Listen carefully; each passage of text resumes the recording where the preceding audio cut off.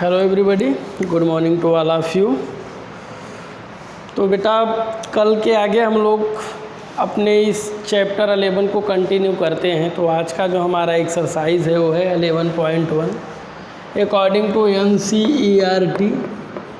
NCERT के according बेटा आपका जो एक्सरसाइज है वह है 11.4 एंड जो 11.4 में जो बेटा नेचर ऑफ क्वेश्चंस है, तो जैसे आपका 11.3 में तो मान लीजिए कुछ चीज़ें वर्ड में दी गई थी तो उसको एक्सप्रेशन में बनाना था, और कुछ एक्सप्रेशन था तो उनको वर्ड में, और या तो फिर उनको आइडेंटिफाई करना था, इस प्रकार की चीज़ें थी।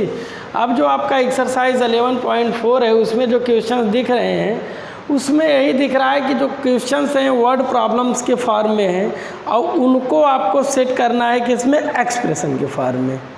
वर्ड प्रॉब्लम वाले क्वेश्चन को एक्सप्रेशन के फॉर्म में आप लोगों को रखना है।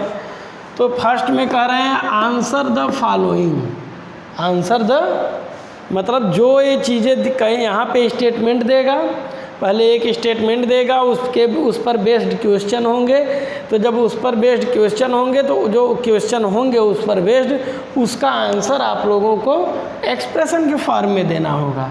तो अब देखिए जैसे फर्स्ट में ए जो है वो कह रहे हैं take Sarita's present age to be Y years. Take means ले लेते हैं हम लोग क्या ले लेते हैं? सरिता की प्रेजेंट एज को क्या ले लेते हैं? सरिता के प्रेजेंट एज मतलब सरिता की आज जो एज है उसको हम लोग ले लेते हैं कितना? Y years. कितना ले लेंगे बेटा? Y years. तो मतलब सरिता जो है उसकी आज की एज जो प्रेजेंट एज है, वर्तमान एज है, वह कितनी है? वाई ईयर्स है। अब कह रहे हैं उसके बाद में इन्होंने एक क्वेश्चन किया है what will be her age 5 years from now. ये फ्रॉम का मतलब होता है आज से, आज के बाद, आज से आगे। फ्रॉम का मतलब होता है आगे, मतलब बाद में करना है। तो कह रहे हैं कि what will be her age, उसकी एज क्या हो जाएगी? What will be her age means उसकी एज क्या हो जाएगी? कब? 5 ईयर्स फ्रॉम नाउ मतलब आज से 5 ईयर्स बाद, आफ्टर 5 ईयर्स। तो आज से 5 वर्ष बाद, आफ्टर 5 ईयर्स उसकी एज क्या हो जाएगी? यह हम लोगों को क्या करना है? फाइंड करना है। तो सरिता की प्रेजेंट एज कितनी है बेटा? वाई ईयर्स उन्होंने दे रखा है। एंड उसके बाद में कह रहे हैं कि आफ्टर 5 ईयर्स। फ्रॉम नाउ का मतलब क्या हो जाएगा? फ्रॉम नाउ का मतलब हो जाएगा after. From now word use करे, अदरवाइज आफ्टर यूज करे, दोनों का मतलब सेम ही होता है। तो आज से 5 ईयर्स पश्चात उसका यदि सपोज कीजिए कि आज आप लोगों की एज 10 ईयर्स है, तो आज से 5 वर्ष बाद कितनी हो जाएगी? 15 हो जाएगी। कितनी हो जाएगी? 15 कैसे आया? जो आज की एज थी उसमें आपने क्या किया? 5 को ऐड कर दिया। तो ऐसे ही जो उसकी प्रेजेंट एज थी सरिता की, उसमें उसने क्या किया? 5 ईयर्स नाउ फ्रॉम नाउ करा, मतलब 5 वर्ष बाद कितनी होगी? तो 5 को उसने क्या कर दिया? ऐड कर दिया। हो गया यही आंसर आपका। यही क्या हो गया? आंसर। तो इसमें बहुत ज़्यादा कुछ नहीं करना है, केवल आप लोग स्टेटमेंट को पढ़िए, समझिए, उसको एक्सप्रेशन के फॉर्म में रख दीजिए।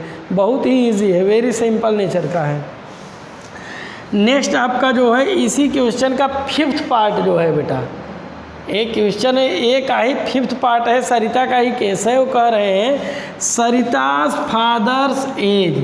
सरिता के पिता की एज, सरिता के पिता की एज कब? 5 ईयर्स मोर देन 3 टाइम्स। आज जो सरिता के फादर की जो एज है, सरिता के एज से सरिता के एज के 3 टाइम से भी 5 ईयर्स मोर है।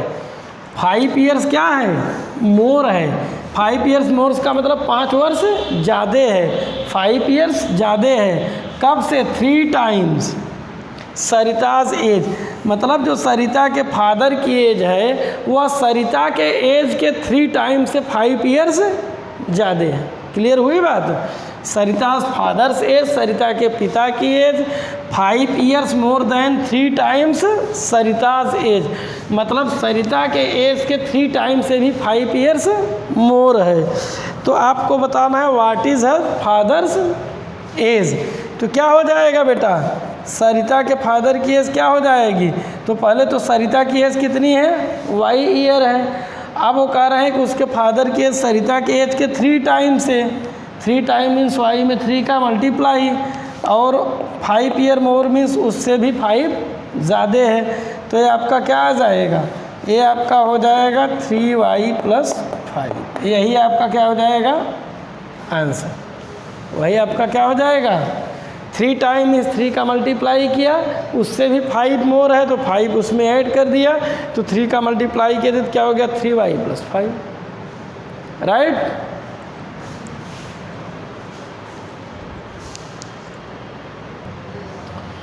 तो बेटा नेक्स्ट जो आपका क्वेश्चन 1 का ही जो पार्ट आपका सी है, सी में कह रहे हैं अ रेक्टेंगुलर बॉक्स, एक रेक्टेंगुलर बॉक्स है, सपोज दैट ये जो डस्टर है रेक्टेंगुलर बॉक्स का काम कर रहा है। तो इसमें कह रहे हैं हाइट कितनी है, h सेंटीमीटर ये दे दिया है इन्होंने, इसको इन्होंने क्या दे दिया है, h सेंटीमीटर, इसकी मेजर क्या है, h दे दिया है।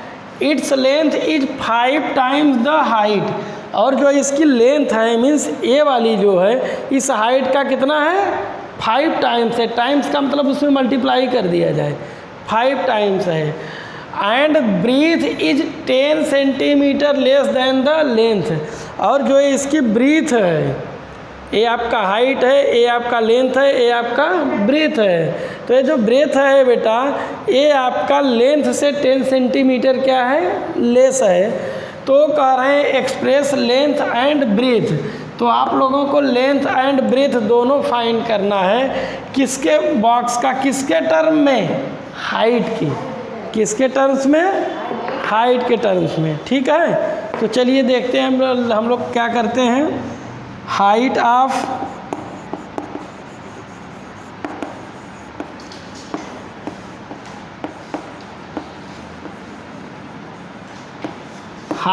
Rectangular box is equal h centimetre दिया गया है, h सेंटीमीटर, ये देखिए यहाँ पे दिया गया है बेटा, ये क्या दिया गया है h सेंटीमीटर।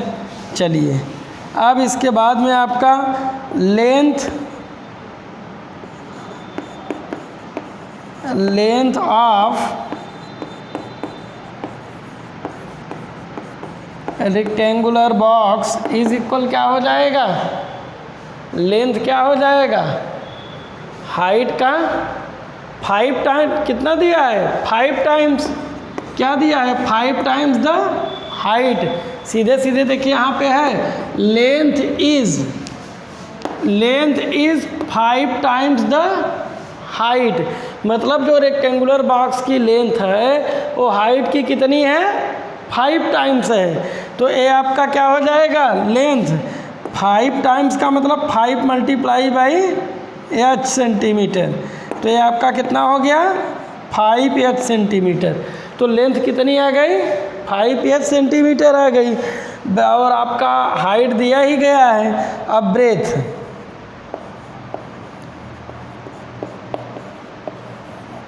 ब्रेथ ऑफ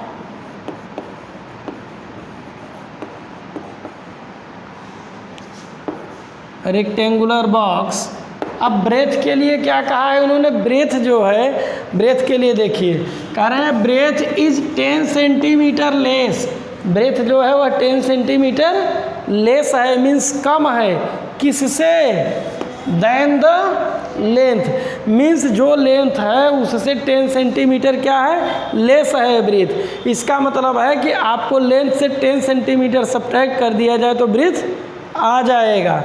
तो ये हो जाएगा आपका 5h centimetre minus 10 centimetre, right.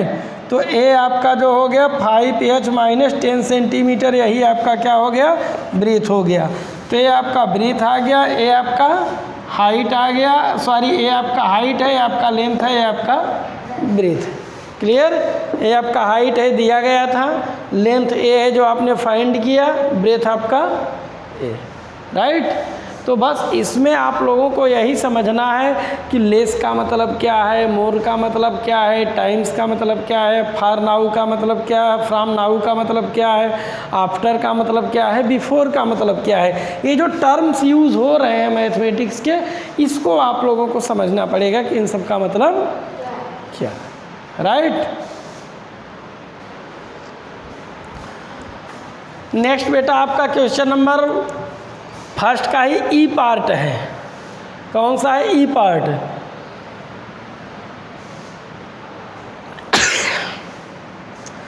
तो क्वेश्चन नंबर फर्स्ट का सेक्शन ई जो है इसको देखिए, पहले हम लोग पढ़ेंगे उसके टर्म्स को समझेंगे। अ बस ट्रेवल्स एट वी किमी पर आवर।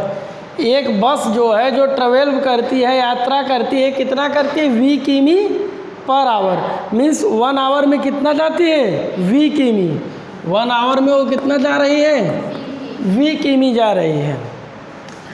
अब कह रहे हैं it is going from Daspur to Bispur. वो जा रही है कहाँ? दासपुर से बीसपुर। फ्रॉम दासपुर, दासपुर से कहाँ के लिए? टू बीसपुर। मतलब कि एक बस है बेटा, एक ऐसे हम बना देते हैं फिगर। ए है आपका स्टेशन दासपुर और ये आपका है बीसपुर है। बस यहाँ से स्टार्ट होगी, आपकी बस की जर्नी यहाँ से स्टार्ट होगी और ये इधर की तरफ जाएगी।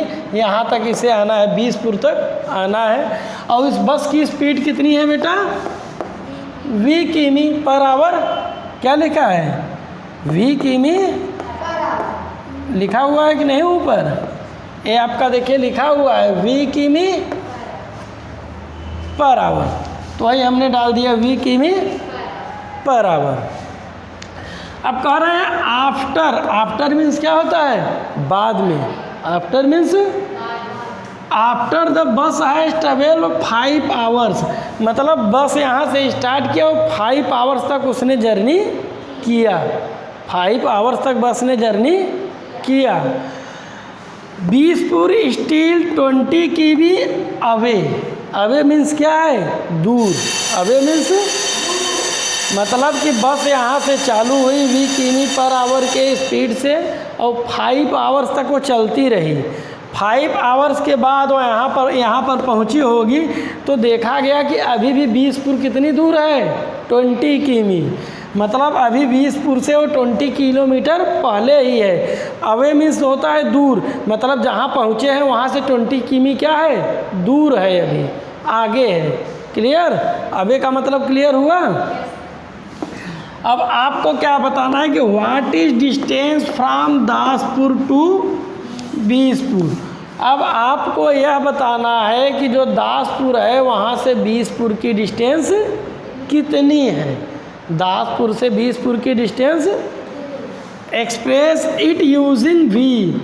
और जो एक्सप्रेस करेंगे उसमें वी का यूज़ करेंगे। तो देखिए सलूशन में एक चीज़ देख लीजिए इधर, फिर यहाँ पे देख लीजिए मैपिंग में, तब उसके बाद में ये जो इसका फिगर बनाए हैं। मतलब बेटा 20 किमी पर आवर के स्पीड से जा रही थी। 5 किमी में अगर सपोज़ कीजिए कि अगर आप लोग जैसे आप लोग जाते हैं ना, आप लोग खुद ही मान लीजिए पैदल आप जर्नी कर रहे हैं, ठीक है, आप पैदल ही ऑन फुट ट्रेवल कर रहे हैं। अगर हम कहें कि आप 2 किमी पर आवर का मतलब समझते हैं? 2 किमी पर आवर का मतलब आप 1 घंटे में 2 किमी चलते हैं। 1 घंटे में 2 किमी। वैसे ही बस का 20 किमी पर आवर का मतलब है कि बस पर मतलब 1 आवर। पर मीन्स क्या होता है? 1 आवर को बताता है। तो 20 किमी पर आवर का मतलब जो बस है वो आपका 1 आवर में कितनी जा रही है? 20 किमी। 1। तो आप पहले आप अपना एग्जाम्पल समझिए, तब वहाँ चलेंगे तो तुरंत हो जाएगा। तो यदि आप 2 किमी 1 आवर में जा रहे हैं तो आप 5 आवर में कितना जाएंगे? 5 आवर्स में। यदि आप 1 आवर में 2 किमी डिस्टेंस कवर करते हैं तो 5 आवर्स में कितना डिस्टेंस कवर करेंगे? 10। कैसे आया?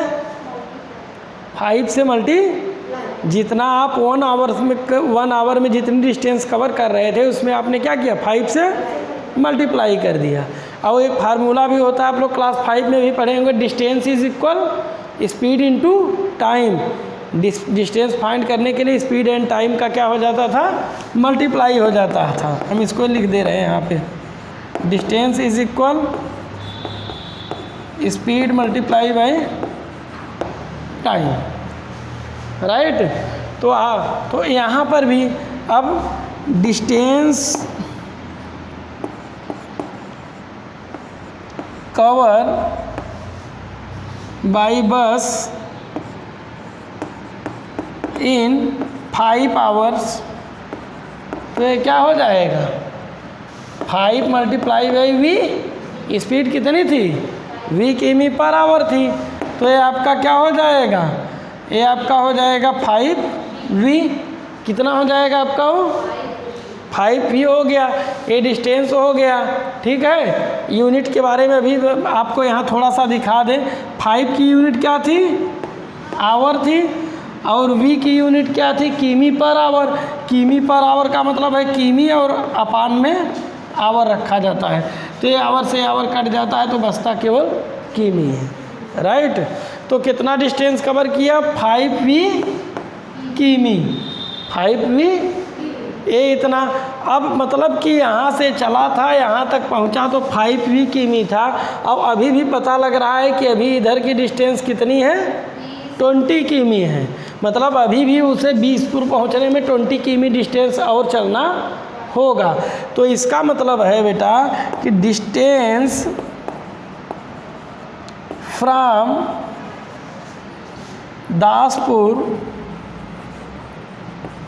टू बीसपुर इज इक्वल कितना हो जाएगा, ये जितना डिस्टेंस आपने कवर किया था यहाँ 5v किमी, उसी में क्या करेंगे, 20 ऐड कर देंगे। भाई अभी 20 किमी और बचा हुआ है, 5v तो आपका यहीं तक हो गया, यहाँ तक कितना हो गया, 5v किमी हो गया। अब अभी 20 इधर का भी है, अगर इन्हीं दोनों को ऐड कर दे तो यहाँ से लेकर यहाँ तक की डिस्टेंस हो जाएगी।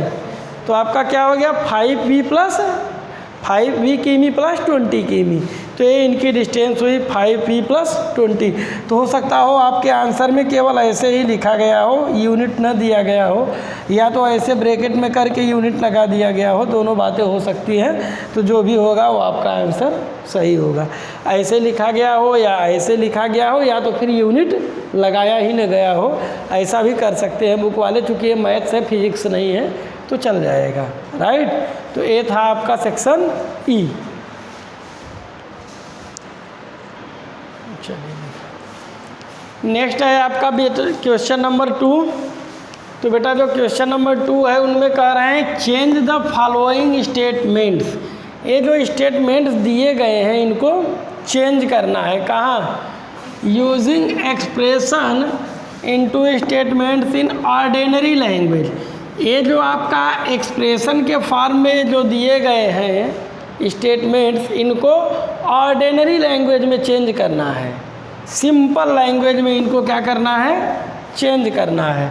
अब जैसे देखिए फर्स्ट वाले में क्या है, अ नोटबुक कास्ट ₹5। एक नोटबुक है जिसकी कॉस्ट कितनी है, 5 रुपीज़।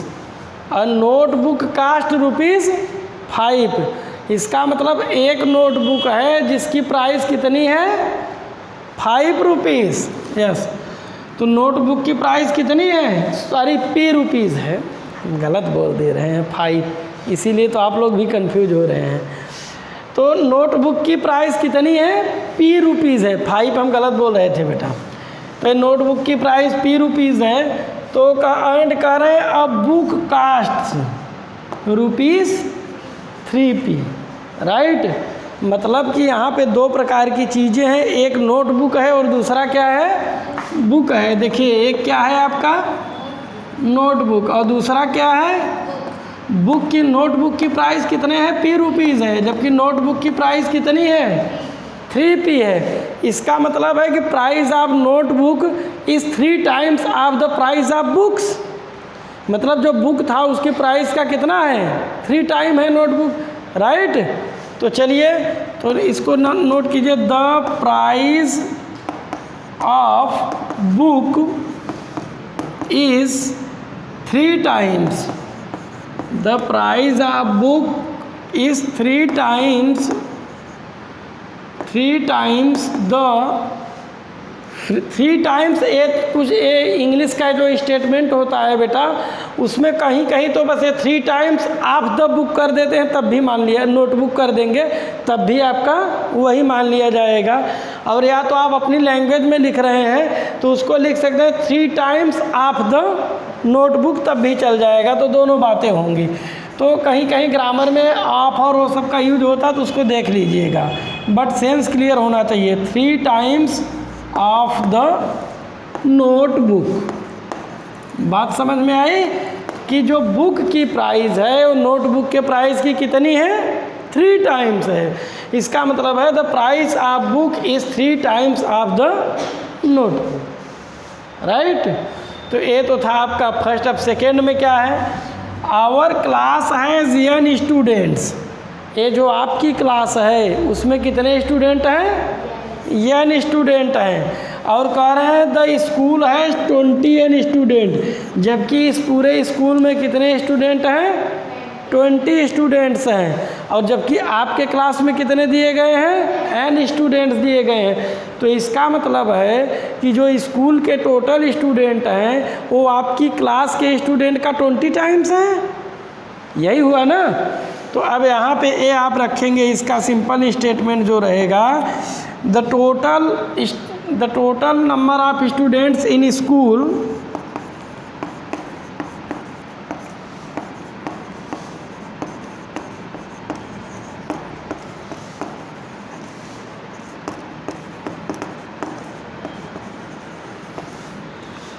स्कूल इज़ 20 टाइम्स, क्या हो जाएगा, 20 टाइम्स, सब वर्ड में रहेगा,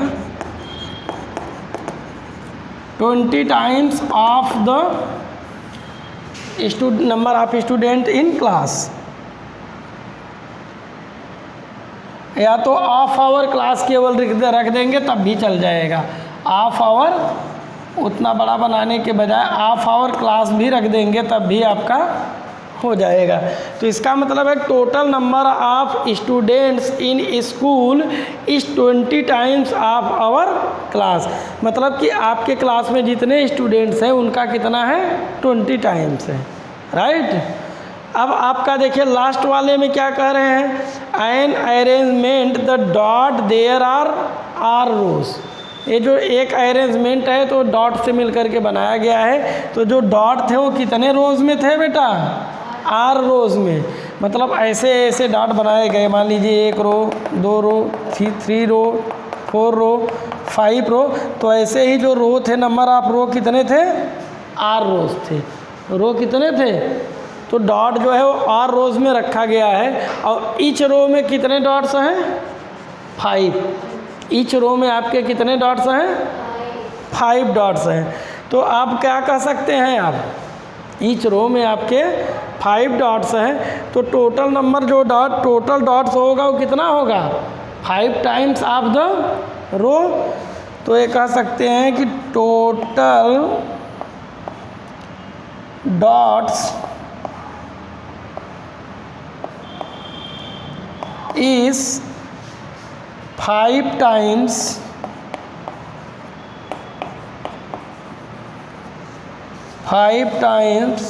ऑफ द रोज, राइट। तो जो टोटल डॉट्स थे और जो टोटल रो थे उनका कितना था, 5 टाइम्स था, ओके।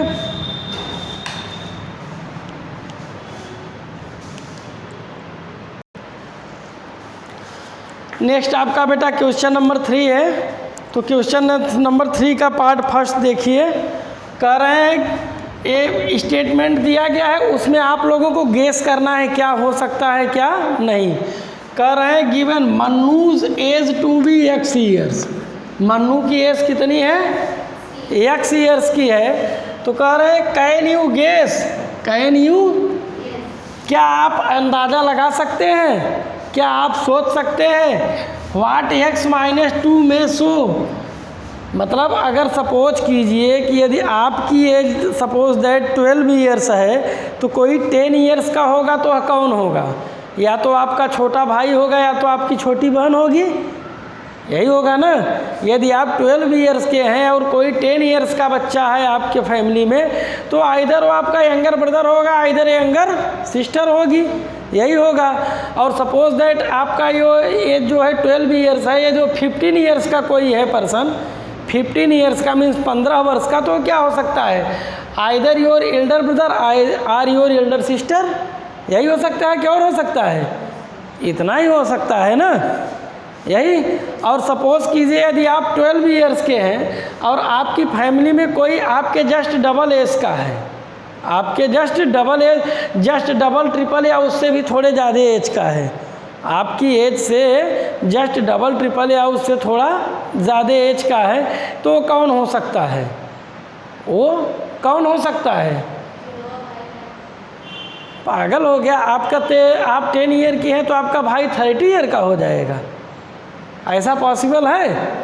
कौन हो सकता है? आपके फादर मदर हो सकते हैं, आपके अंकल आंटी हो सकते हैं। बात समझ में आ रही है कि नहीं? या आपकी जितनी एज है यदि उससे 2 टाइम्स 3 टाइम्स इतने तक हैं तो कौन हो सकते हैं? Your father mother or your uncle aunty हो सकते हैं। और यदि आपके एज के 5 टाइम्स या उससे भी मोर में चले जा रहे हैं तो कौन हो सकते हैं? आपके ग्रैंड फादर ग्रैंड मदर। बात कुछ क्लियर हुई कि नहीं आप लोगों को? आप कुछ समझ में आई? तो यही आप लोगों को इमेजिन करना है एज देख करके। तो मन्नू की एज कितनी थी? x ईयर थी। अब यहाँ x माइनस 2 का मतलब उससे 2 ईयर्स छोटा, उससे 2 ईयर्स, तो कौन हो सकता है? 2 ईयर्स छोटा में कौन हो सकता है? यंगर ब्रदर भी हो सकता है और यंगर सिस्टर भी हो सकती है। इन्हीं दो में से तो कोई होगा, राइट। अदरवाइज कज़िन भी हो सकता है, ऐसा नहीं है, कज़िन भी हो सकता है, बट आप लोग डायरेक्ट फैमिली से लिंक करेंगे तो ज़्यादा अच्छा रहेगा, कज़िन पे हम क्यों जाएं। सेकेंड, अब इसी में स्टेटमेंट देखिए कह रहा है, can you guess what x + 4, यदि कोई पर्सन x + 4 या का है, मन्नू की एज कितनी थी? x ईयर थी, और उसी की फैमिली मेंबर में एक पर्सन है जिसकी एज क्या है? x + 4 ईयर है, तो कौन हो सकता है? कौन हो सकता है बताइए? x + 4 मीन्स उसकी एज से 4 ईयर्स ज़्यादा। x + 4 का मतलब समझो, यस क्या होगा? एल्डर आर एल्डर ये हो सकती है, राइट। x + 4 ही लिखा था तो मतलब उसकी एज से कितना? 4 ईयर्स ज़्यादा, तो कौन हो सकता था? एल्डर सिस्टर हो सकती थी, यही ना आपका। अब देखिए इसके बाद में यहाँ पे, अब मनु का एज जो x ईयर था उसकी एज का 3 टाइम्स और उसमें उससे भी 7 ईयर्स ज़्यादा है। सपोज दैट यदि मनु x ईयर का है तो जो सामने वाला पर्सन है वो कितने का है? 37 ईयर का है। सामने वाला जो पर्सन है वो कितने का है? 37। तो अब आप बताइए कौन हो सकता है? उसका 3 टाइम से 7 ईयर मोर, 3x का मतलब 3 टाइम 7 ऐड कर दिए 7 ईयर मोर, तो कौन हो सकता है? उसका फादर मदर हो सकते हैं, फादर और मदर हो सकते हैं, अंकल